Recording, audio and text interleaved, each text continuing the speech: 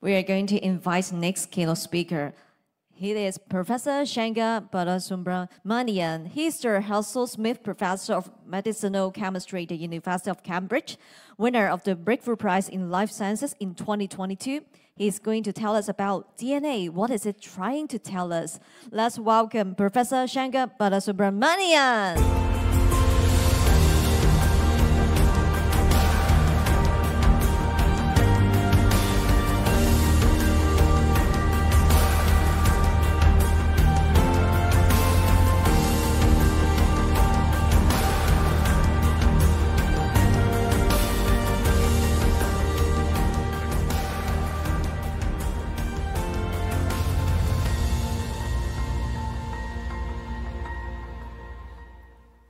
Professor Dennis Lowe, thank you very much to you and your colleagues for inviting me. It's a pleasure to be part of this special celebration of science and scientists. Also very good to be back in Hong Kong. So today I want to talk to you about decoding information from DNA. And the work I'm going to tell you about led to the formation of a company called Solexa, which developed the technology into a commercial system that then became part of Illumina and all of their sequencing systems. In the second half, I'm going to tell you a little bit about epigenetic information, which is dynamic information stored in DNA. And also, I'll tell you about a very recent method to sequence epigenetic information that led to the formation of a company called Biomodal. Well, 70 years ago, roughly, in Cambridge, UK, saw the paper, the famous paper on the structure of two strands of DNA folded as a double helix. And this gave rise to the concept of hydrogen bonding, very specific hydrogen bonding, linking together the C base in one strand with the G base in the opposite strand. And similarly, the T base in one strand can link to the A base in the opposite strand. And this, quite simply, is the molecular basis for the genetic code, as we call it today. And a remarkable result of millions and millions of years of molecular evolution. It's been very difficult to recapitulate through artificial systems, though chemists have been trying for some time. Now, some experiments that we were doing quite a few years ago, this was right at the start of my career, and it involved collaboration with the chap on the top left, David Kleineman, who you'll see drinking some beer, actually in a pub near the chemistry department called the Panton Arms, where we used to spend quite a bit of time in the days before we had a PI office in chemistry. Shown on the right are two of our young postdocs, Colin Barnes and Mark Osborne. So they were part of the very beginning of this story. Now, what we were trying to do in 1995, quite simply, was an exercise in fundamental science. We were not trying to do anything useful. We had no visions of doing anything useful. David Kleineman is a physical chemist, one of the early pioneers of single-molecule fluorescence spectroscopy. And we dreamt up an experiment and built a system and the chemistry and biochemistry to do this, whereby we attached the squiggly line you see is a piece of synthetic DNA. There's a long strand, the template, and a short strand, which is the primer. The oval shape is a molecular machine, a DNA polymerase, remarkable enzymes that are involved in copying DNA every time a cell divides to replicate it. And we were looking to understand the mechanics of this process by observing it at the single molecule level. And one of the ways we were doing this was by attaching fluorescent visible labels to the monomer building blocks that would go into the DNA strand being extended, templated by the Watson-Crick interactions in the opposite strand. Now, DNA sequencing has a history in Cambridge because in the late 70s, Fred Sanger invented a method using what are called dideoxynucleotide triphosphates and gel electrophoresis to sequence DNA.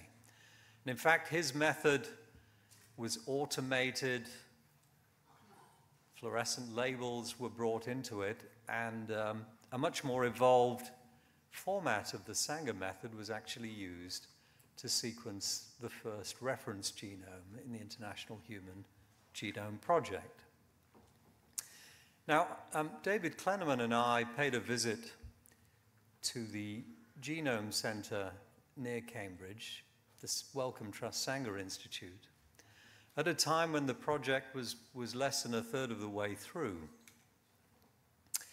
And whilst it became clear that this project would finish, our question to the UK founders of this project was, how are you going to sequence more than one genome? Because in fact, the goal was to understand the genetic basis of what makes us who we are, what makes us different, what predisposes us to diseases, and indeed to classify genetic diseases at high resolution.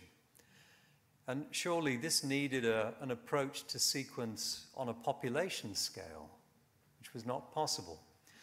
So we shared with them some ideas we had generated through various discussions, because we saw a way to extend the basic experiments we were doing into an approach for reading the genetic sequence of DNA. Now that's shown simply here. On the top left is a solid support, shown in black, with the DNA strand extended, that's the template, and a short strand, that's the primer. And in fact, what we were doing was watching building blocks go in one at a time. And we reasoned that if you could color code each of the 4 building blocks of DNA, G, C, A, and T, each with different colors, we could perhaps engineer the polymerase to tolerate any chemical changes in these building blocks and incorporate the correct one. So what you see here is a red labeled A being incorporated opposite a T through Watson-Crick hydrogen bonding. Now, if we could stop the reaction after the incorporation of one building block, we could image that, single molecule imaging, and see a red color, which tells us it's a T. Now, if we could use chemistry to remove that color and also remove what was preventing the second building block from going in, we could then do a second cycle, and in the second cycle, this magenta-colored T would go in, and we could image the second base. So cycle by cycle, we would see a sequence of color changes at that site on the surface that would allow us to decode the primary sequence of DNA. Now, this was all reduced to practice in a commercial system in Solexa, and I'll go through conceptually how it works. Now, sequencing DNA attached to a solid support in itself doesn't get you improvements of sequencing. But our reasoning was, if you extracted DNA, let's say from human cells, fragment the DNA, we showed that we could monodisperse fragments of DNA on a surface so that each single molecule could stand in its own optically resolvable space. Now, if you could sequence all of these fragments at the same time in parallel, you get the benefits of parallelization. And as you know, the revolution we saw in the 70s and the 80s with the advent of ever smaller chips and microprocessors showed us that miniaturization and parallelization gets you speed and efficiency. So we were applying the same principles here. Now, in order to achieve this, there's a lot of detail that I don't have time to share with you today, but we had to redesign nature's building blocks, and shown at the top was a first generation sequencing building block for the T nucleotide triphosphates. So these are the substrates that the polymerase incorporates. And the key things here, you'll see at the bottom an oxygen with an N3 group on. This is called an azidomethyl group.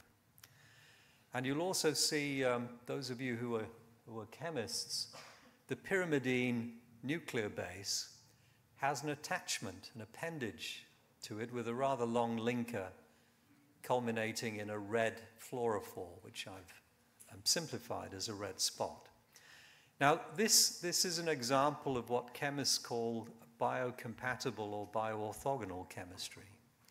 Because there's a reaction that was actually invented in the early 1900s by a German chemist called Hermann Staudinger, whereby phosphines, and there are now water-soluble phosphines that work very well, can reduce an azide to a primary amine. Now, when you attach an azidomethyl to an oxygen, as we've done here, if you reduce it with this Staudinger reduction reaction, it generates an intermediate that falls off, freeing up the natural hydroxyl group, which is needed for the next building block to go in. And we use the same chemistry to remove the fluorophore. So this is a very efficient water-compatible reaction that's really clean. You do not destroy other parts of the DNA. Now, we're all set to do this on a single molecule array of DNA fragments. And there was an intervention from another Cambridge colleague, Sidney Brenner, who had taken an interest in what we were doing. And one day, this conversation that took place in the kitchen of his house in Ely, where he very forcefully persuaded me that we should be sequencing not single molecules, but clusters of molecules derived from that single molecule. So he wanted me to amplify each single molecule on the surface so that we would sequence hundreds of representative copies of each single molecule. And his argument was this would improve accuracy. As those of you involved in single molecule science know, you observe stochastic events. But in this case, a stochastic event such as a fluorophore blinking may lead to an error. So we, in fact, Solexa took on a method that was created by someone else, Pascal Meyer, who's a founder of a company called Mantea near Geneva. And the way this method works, and it's been adapted, is the fragments of DNA generated from cells, you attach primer adapters to both ends, and you produce a flow cell. We generated a flow cell at this point with synthetic DNA that had a complementary sequence to the ends. So you could flow your fragments into the flow cell at a dilution where the fragments spread out into optically resolvable spaces and bind to the surface. And then the next step is rather like a PCR reaction that's restricted to 2 dimensions. you can melt apart the strands, and one end of the DNA will then arch over and bind to a primer, and you can flow in a polymerase and nucleotide triphosphates, and you can extend and go through series of cycles of melting and extension. And you end up with amplified fragments, but they all retain the spatial integrity of where the initial fragment landed. Then you can sequence, and you get multiple signals from each sequencing run from a spot. And actually, you could also have much lower cost and more compact optics and cameras because it was no longer single molecule. And this is an early experiment. In fact, we sequenced the bacteriophage Phi-X174. This was in 2005 using this method. And you'll see in the amplified region to your right, each of these spots is a cluster of hundreds of copies of a fragment of same sequence, and it's one frame. This was a charge coupled detector image, and the color is giving away the identity of the base being red in that cycle. And cycle by cycle, you have changes in color according to what the next base is that's being read. And so you build up a series of bases, and we call this a read.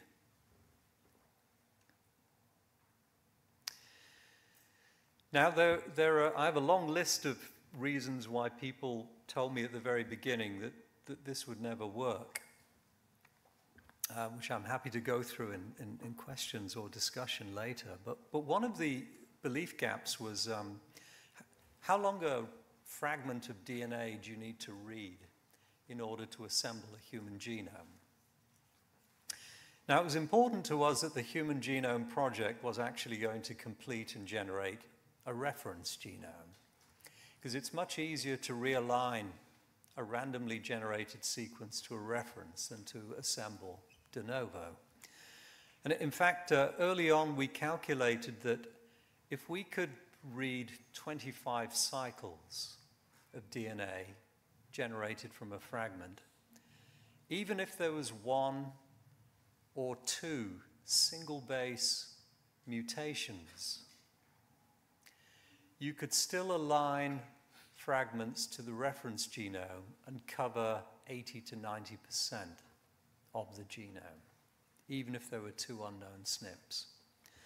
In fact, the chemistry and the biochemistry and the efficiency of signal retrieval through the system improved through the years, and today the commercial systems will easily read 250 bases from one end of the fragment, and you can also read 250 bases from the other end. In fact, I think you can do paired 300 today, which makes the realignment much easier. And then you stack reads computationally to regenerate the genome and map out all the variants. Okay, so the very first system, which is actually literally in a museum now, is the one on your left. It's called a genome analyzer, and this was able to generate 1 billion bases of DNA in one experiment. Now, in 1997, I made a prediction that we would generate 1,000 to 10,000-fold improvement on the state-of-the-art, and we would be able to sequence 1 billion bases in an experiment. So this instrument actually achieved that.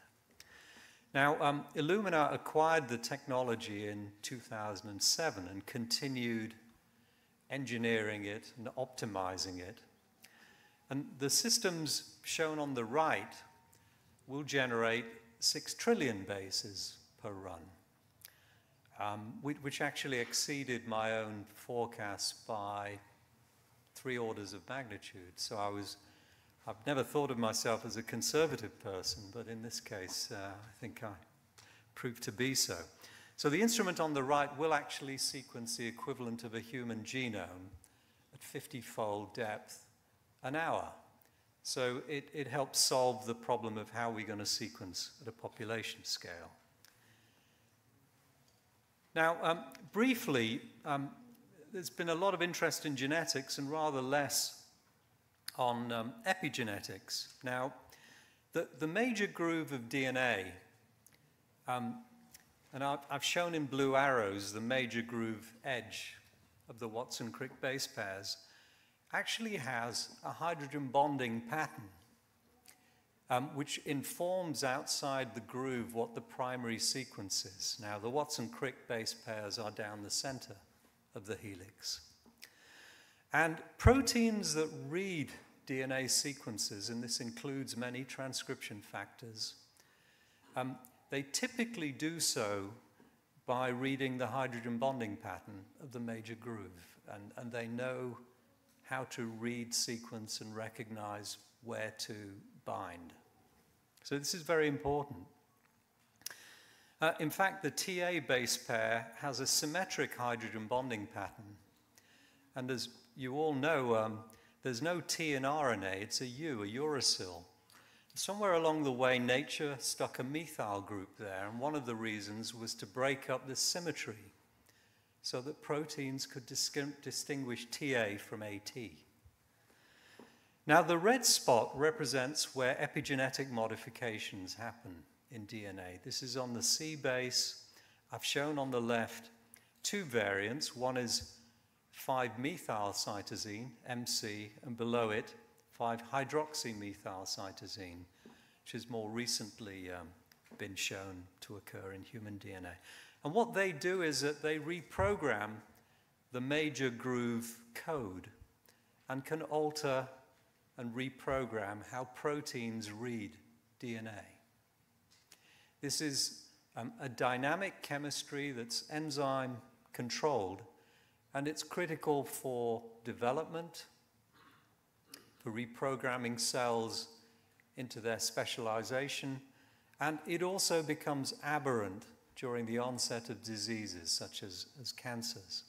So very important for us to learn to read and interpret this dynamic epigenetic code. Now, historically, people have used a chemical reagent, sodium bisulfite, to read DNA. And it's imperfect for a lot of reasons. And what bisulfite, and there are other conversion chemistries that work by converting bases in a way that can differentiate an epigenetically modified base from an unmodified base. Now, what bisulfite does is it converts all the unmodified Cs in the genome essentially to a T when you sequence it. Now, the problem with this is you can't distinguish this change from a C to T mutation.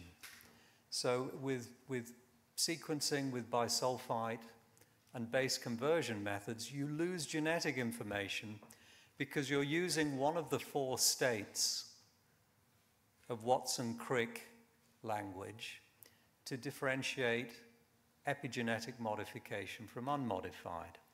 Now, shown on the right, if you could somehow have a 2-base code, you can now unambiguously read 16 states. And so we developed, and this is work that's been commercialized in biomodal, a 2-base code that can read the genetic bases, can also read methylated C and hydroxymethylated C. So that's 6 states, and we use the other 10 states to error correct the genetics in reads. Now, how does this happen? The sample DNA is shown in black. We use ligation chemistry to lasso some DNA around. In white, we generate a copy strand with a polymerase. Now, the black strand is the original molecule from the sample, and it may contain epigenetic modifications. The white strand is Watson-Crick complemented to that, but it has no epigenetic modifications. Now we then carry out some base conversions, which I'll show in a minute. And when you open out the fragment, if you read from P1, the first base that you read is linked in information space to the first base you read from the right in P2. And so you can computationally pair these to decode the 16 states and reassemble full genetics and methylation and hydroxymethylation. Briefly, you decode the letters as shown here. At the top is the parent molecule from the sample, and the triangular marker marks a methylated C, and the circular marker marks a hydroxymethylated C. Now, in the first step, you generate in black this copy strand. So you have two strands now, two bases encoding each position.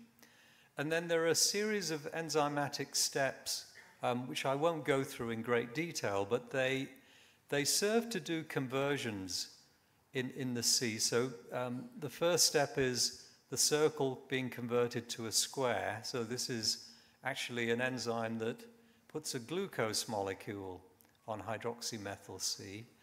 The next step, step 3, you see the triangle being copied diametrically opposite to the C across the CPG island on the other strand. This is called copy methylation. Then in step 4, we use a deaminase that converts C to U, which is a T in sequencing space, except where we've introduced these modifications. And in doing this, we disambiguate unmodified C from methylated C and from hydroxymethylated C. So we sequence both strands, they're coupled, computationally deconvolve them, and we resolve at read level what we call a 6-letter code. So you can read all genetics and methylation and hydroxymethylation.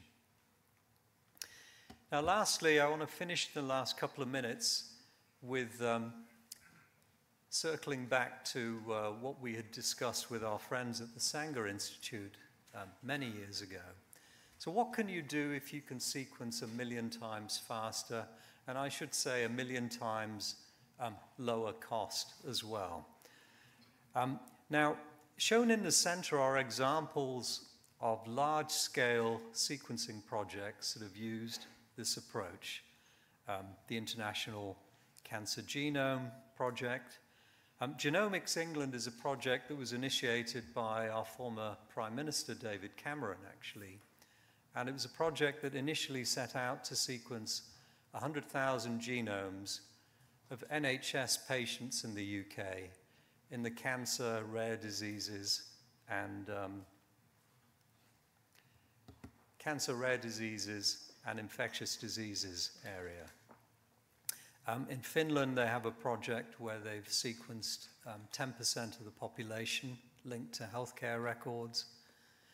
And in the US, there's the All of Us Million Genomes program ongoing. So population scale sequencing is actually here upon us. And shown on the left is a simple example of what genetic information can do in the cancer area. So this is an example of a famous mutation in a gene, BRAF, where a valine is converted to a carboxylic acid amino acid. This is a point mutation.